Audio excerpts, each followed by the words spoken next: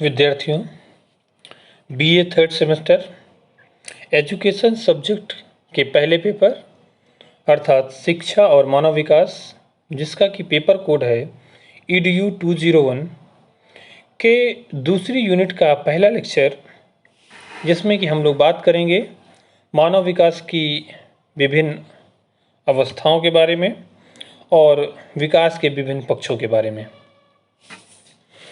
तो जैसा कि आप सभी अब तक जान चुके हैं कि विकास एक सतत प्रक्रिया है जो मनुष्य के गर्भावस्था से लेकर मृत्यु तक निरंतर किसी न किसी रूप में, किसी न किसी गति से चलती रहती है।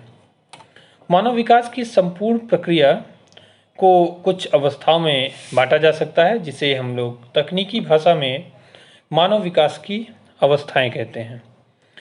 ये जो अवस्थाएं हैं ये एक दूसरे से जुड़ी हुई होती हैं और बालक जब एक अवस्था से दूसरी अवस्था में जाता है तो विकास की प्रक्रिया में वास्तव में कुछ निश्चित परिवर्तन आते हैं। उन्हीं परिवर्तनों की वजह से हम उसमें अवस्थाओं का चेंजमेंट देखते हैं, या यूँ कहें उन्हीं परिवर्तनों की वजह से उसको हम एक अवस्था से दूसरी अवस्था में कन्वर्ट या मतलब जाना ऐसा स्वीकार कर लेते हैं। फिर भी समानता क्या है कि कई सारे मनोवैज्ञानिकों ने विभिन्न अवस्थाओं, इस मानव जीवन के पूरे कालखंड को विभिन्न अवस्थाओं में बांटने का प्रयास किया है। उनमें से जो ज़्यादा उचित और महत्वपूर्ण लगता है, जिसमें कि पूरे मनुष्य जीवन को 5 अवस्थाओं में विभाजित किया गया है, जो कि इस प्रकार है। पहली अवस्था अगर हम देखें तो गर्भावस्था। आप सभी जानते हैं कि जब बच्चा गर्भ में होता है और मतलब जन्म से पूर्व की जो अवस्था है वो बच्चे की गर्भावस्था है। तो हम जो गर्भधारण से और जन्म तक की जो अवस्था है उसे हम लोग गर्भावस्था कह सकते हैं। तो इसका टाइम पीरियड वही आप जानते हैं कि लगभग 9 महीने के आसपास का होता है। दूसरा, जन्म के बाद यानी बच्चा जब जन्म उसका हो जाता है तो वो शैशवावस्था में प्रवेश करता है। तो एक शिशु के रूप में बच्चे को देखा जा सकता है और यह अवस्था सामान्यतः जन्म से लेकर 5 वर्ष तक की होती है। उसके बाद ये सारी बहुत ही महत्वपूर्ण अवस्थाएं हैं, तो आप लोग इनको ध्यान से समझेंगे। इसके बाद की अवस्था है बाल्यावस्था, जो समानतः जिसका जो कालखंड है, जो टाइम पीरियड है, वो 6 वर्ष से 12 वर्ष तक का माना जाता है। इसके बाद आती है किशोरावस्था, जो मेचुरेशन एज भी है। किशोरावस्था बेसिकली 13 वर्ष से लेकर 18 से 19 वर्ष तक या 20 वर्ष तक भी कहीं कहीं देखने को आपको मिलता है। तो ये किशोरावस्था है। उसके बाद प्रौढ़ावस्था आ जाता है, यानी कि किशोरावस्था की उम्र पूरा कर लेने के बाद बच्चा प्रौढ़ावस्था की तरफ बढ़ता है। तो मुख्य रूप से ये 5 अवस्थाएं हैं जहाँ पर बच्चे का पूरा जीवन निर्धारित होता है। तो इन्हीं अवस्थाओं को हमें थोड़ा सा समझना है। बाकी अभी वृद्धावस्था और उसमें भी कई सारा कैटेगराइजेशन है, लेकिन हम लोग वहाँ पर नहीं जाते हैं। तो मैं फिर से एक बार रिपीट कर देता हूँ कि समानता मनुष्य के पूरे जीवन काल को विकास की विभिन्न 5 अवस्थाओं में बांटा गया है, जिसमें से पहली अवस्था है उसकी गर्भावस्था। दूसरी है जिसे हम लोग प्रीनेटल स्टेज भी बोलते हैं इंग्लिश में। शैशवावस्था जिसे हम लोग इन्फेंसी स्टेज भी बोलते हैं। बाल्यावस्था जिसे हम लोग चाइल्डहुड बोलते हैं। किशोरावस्था जिसे हम लोग एडोलसेंस बोलते हैं। और प्रौढ़ावस्था जिसे हम लोग एडल्टहुड बोलते हैं। सबका अपना टाइम पीरियड है। गर्भावस्था आप जानते हैं जन्म से लगभग 9 महीने, शैशवावस्था गर्भधारण से लगभग 9 महीने, जन्म से पूर्व की अवस्था है। शैशवावस्था जन्म से लगभग 5 वर्ष तक, बाल्यावस्था 6 से 12 वर्ष तक, किशोरावस्था 13 से 18 या 19 वर्ष तक, प्रौढ़ावस्था 19 वर्ष से आगे की बात करते हैं। तो वृद्धि और विकास की इन विभिन्न अवस्थाओं में व्यवहार के लगभग सभी पक्षों में विशिष्ट विकासात्मक लक्षण आपको दिखाई दे रहे हैं।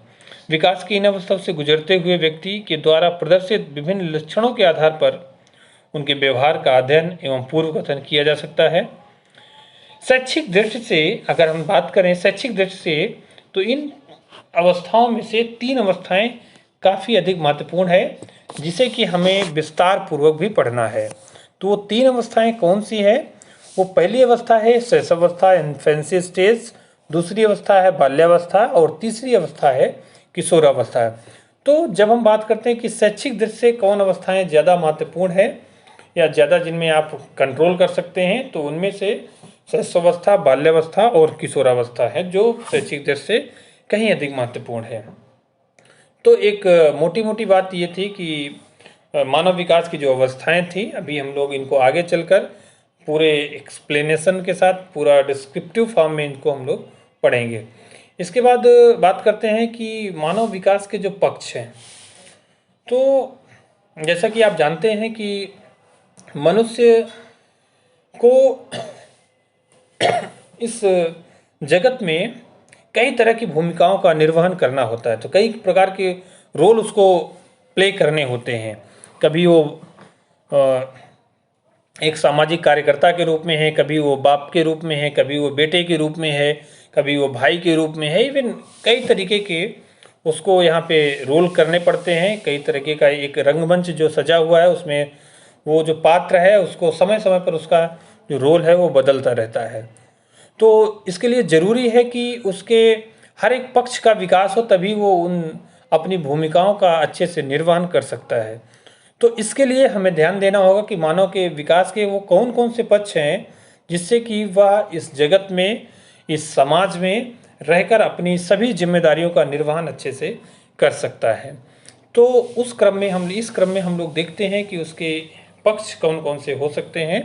तो सबसे पहला और सबसे महत्वपूर्ण जो पक्ष है वो शारीरिक विकास का है।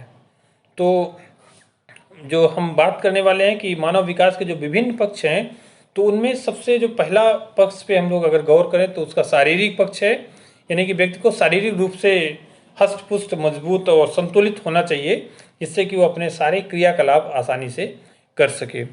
दूसरा भी इससे कहीं अधिक महत्वपूर्ण है जो उसका मानसिक पक्ष है, यानी हम कहें कि बाल्यक का जो मानसिक विकास है वो भी बहुत अधिक महत्वपूर्ण है।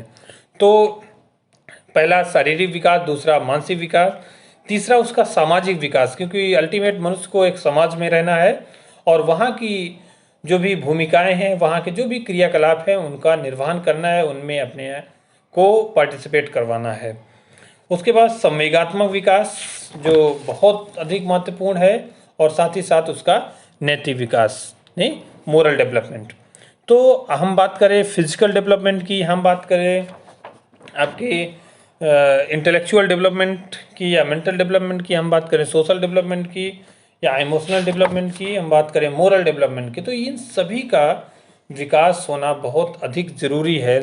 तब एक मनुष्य एक संतुलित जीवन, एक संतुलित जो रोल है वो यहाँ पर निभा सकता है। तो ये जो हम लोगों ने पक्षों की बात की, तो ये पक्ष सारे के सारे पक्ष मनुष्य के कहीं अधिक महत्वपूर्ण है, और शिक्षा की दृष्टि से भी ये कहीं अधिक महत्वपूर्ण है, और शिक्षा के द्वारा हम इन्हीं पक्षों का विकास करते हैं। तो इस लेक्चर में हम लोगों ने जो सीखा वो कि मानव विकास की कौन कौन सी अवस्थाएं हैं, उनका टाइम पीरियड क्या है, और साथ ही साथ मानव विकास से संबंधित जो भी उसके पक्ष हैं वो कौन कौन से हैं और वो किस प्रकार से अधिक महत्वपूर्ण है। तो इस लेक्चर में हम लोग इतना ही रखते हैं, बाकी हम लोग नेक्स्ट लेक्चर में हम लोग कंप्लीट करते हैं। धन्यवाद।